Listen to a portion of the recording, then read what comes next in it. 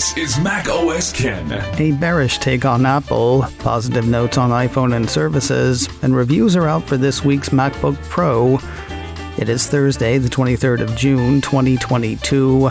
I'm Ken Ray, and this is news from Mac OS Ken, brought to you by yours truly and sponsored by Notion, one workspace for your whole team. Learn more and get started for free at notion.com/macosken. This show is also supported by people like you, patrons through Patreon. Find out more and add your support at patreon.com/macosken. Earlier this week, Wedbush analyst Daniel Ives made the case that tech stocks are oversold and that a mild recession is already baked into Apple shares at their current levels. No, it isn't, indicates a piece from the Wall Street Journal, citing the thinking of Bernstein research analyst Tony Sacconaghi. The Journal's Dan Gallagher sounds bearish on the market in general, making him particularly so on Apple. The way he sees it, the current price of Apple shares reflects a steadfast belief that gadget buyers won't be hanging up on the iPhone, still Apple's most dominant product, or the company's other devices, in the event of a sharp global economic downturn that a growing number of experts and chief executives are projecting. The company has indeed managed through recessions in the past, the piece continues, though the past two happened to coincide with product launches that ultimately remade the company once focused on niche computers. Apple launched its first iPod digital music player in late 2021 in the midst of the recession sparked by the first dot-com bust, while the first iPhone launched in 2007, right before the global financial crisis ushered in the last major recession. Well, this sounds like a job for a mixed reality headset if you ask me, but what do I know? As for the other stuff Apple is doing, what other stuff seems to be his rebuttal? Quoting his post again, hardware still accounts for more than 80% of Apple's total revenue. Even the services side has a large transactional component from categories such as App Store downloads. Tony Sacconaghi of Bernstein estimates that less than 10% of Apple's revenue is recurring, the least among big tech hardware makers. Still just an iPhone company? Definitely sounds like somebody who's been reading Sacconaghi. Not that they're wrong necessarily. As Yogi Berra might say, we won't know until we know.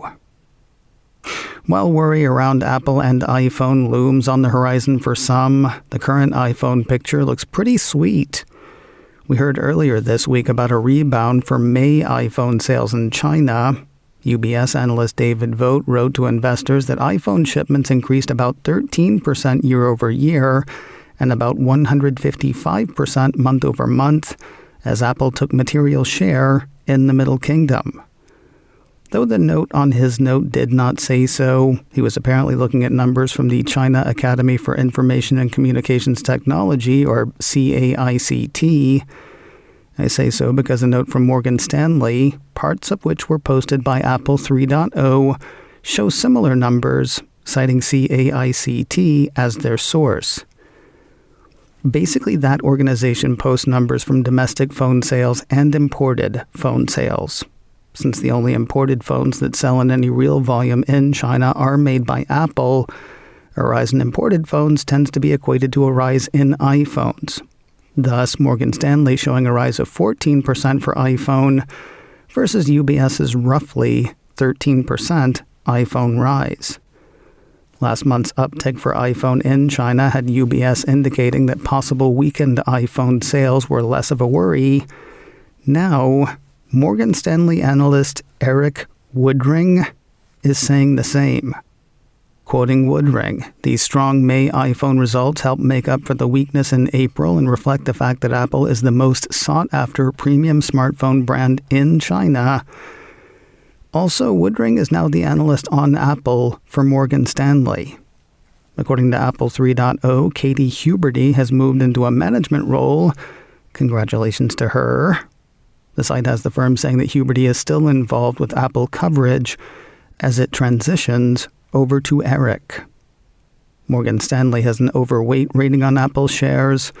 The firm's price target on the shares is $185.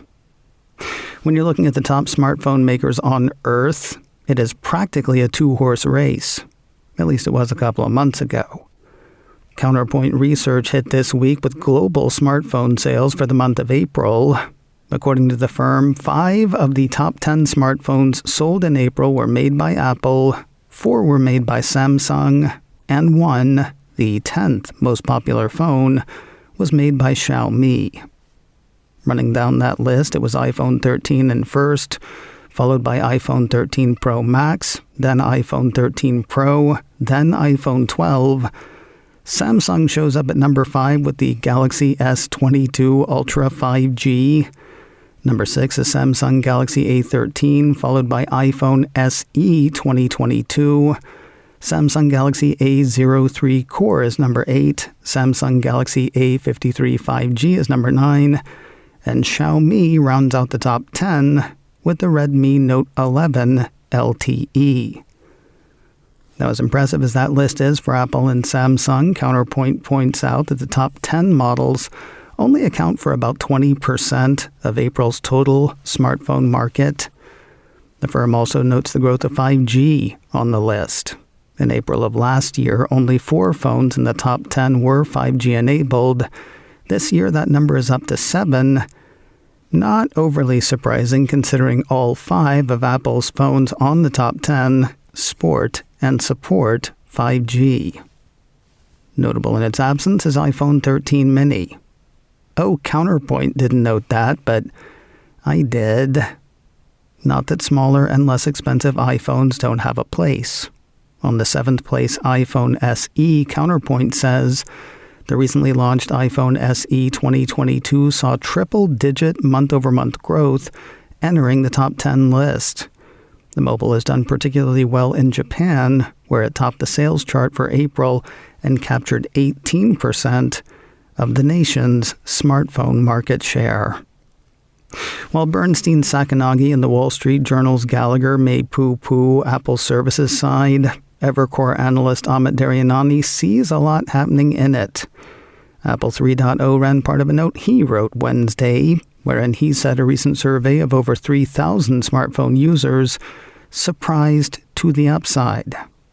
Paraphrasing some of his key points, services average revenue per user in the U.S. is about $108, which is better than Evercore's global estimate of $81. He does note, though, that people from the U.S.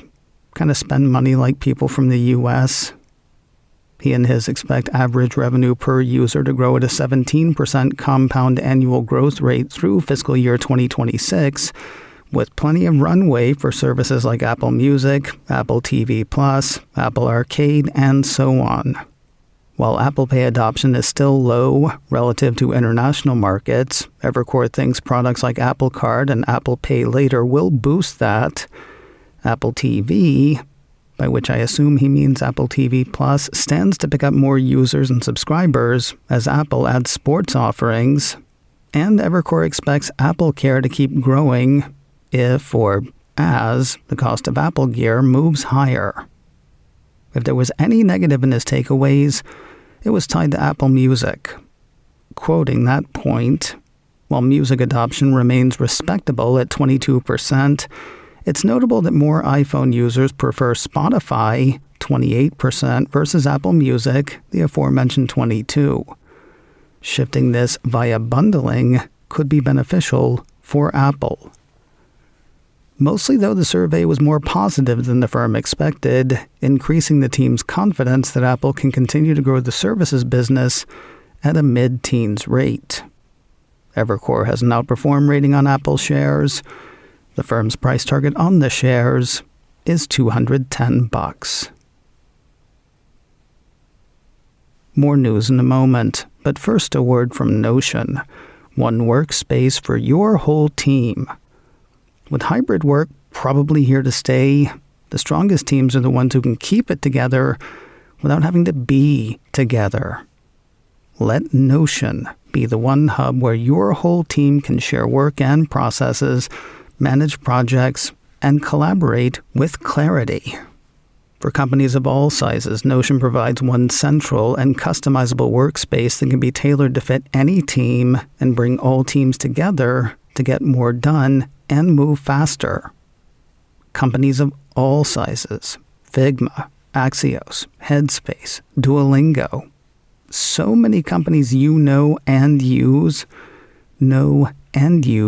Notion. And those companies make it easier for your company. Notion has a worldwide network of millions of users, creating templates, tutorials, and new inspiration. You're not only using the tools they use, you can use them in the same way as well. Learn more and get started for free at notion.com/macOSKen. That's notion.com/macOSKen to help you take the first step toward an organized, happier team today. NOTION. That's notion.com/macOSKen. The first reviews of the 13-inch M2-powered MacBook Pro are out. Cult of Mac has gathered a bunch of those. Bottom line, they like the performance and hate the form factor. As if they couldn't have written that last part without trying the machine. According to the cult, Engadget says it seems like a bit of a relic from another era. According to CNET, the M2 MacBook Pro has a throwback design. Its look can be traced back more than a decade. And Wired harshes on the device, saying it is a machine that is quite literally a processor update and nothing more. Points off for bulkiness, allowing for a fan that Cult of Mac argues is unnecessary.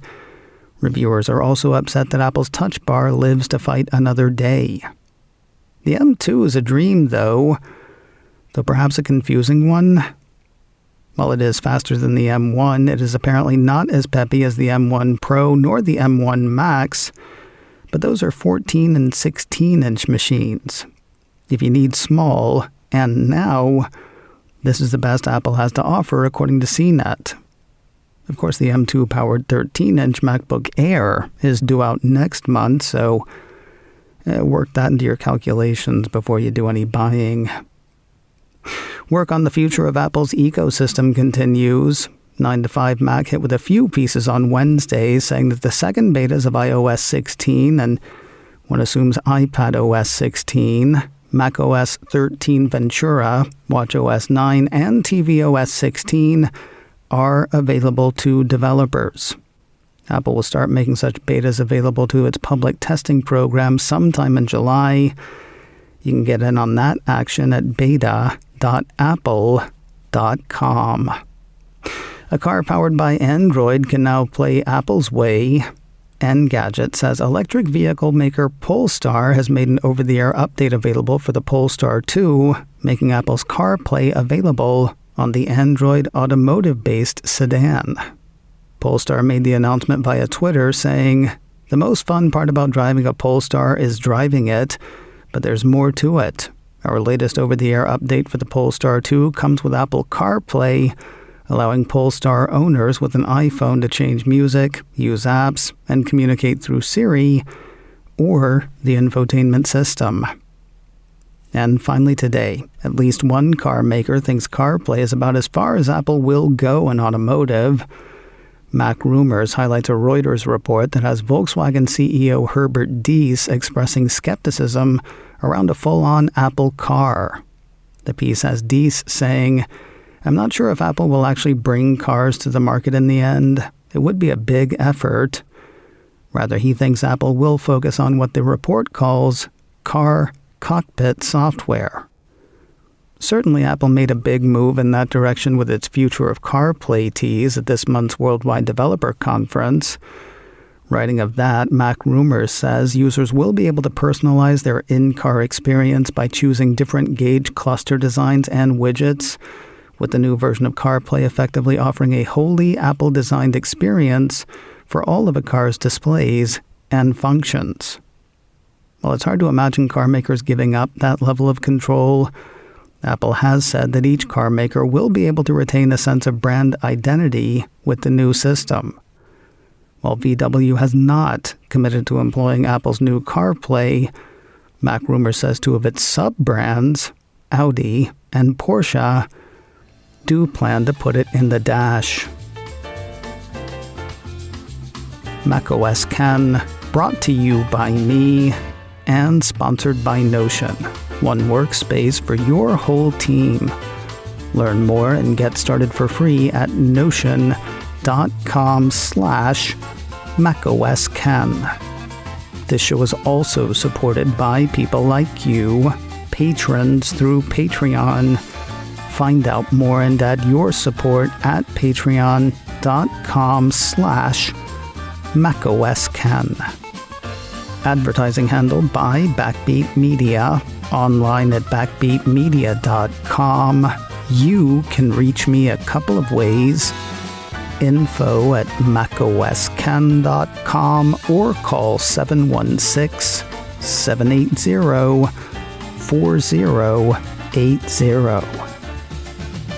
Until next time, that is news from macOS Ken. I'm Ken Ray.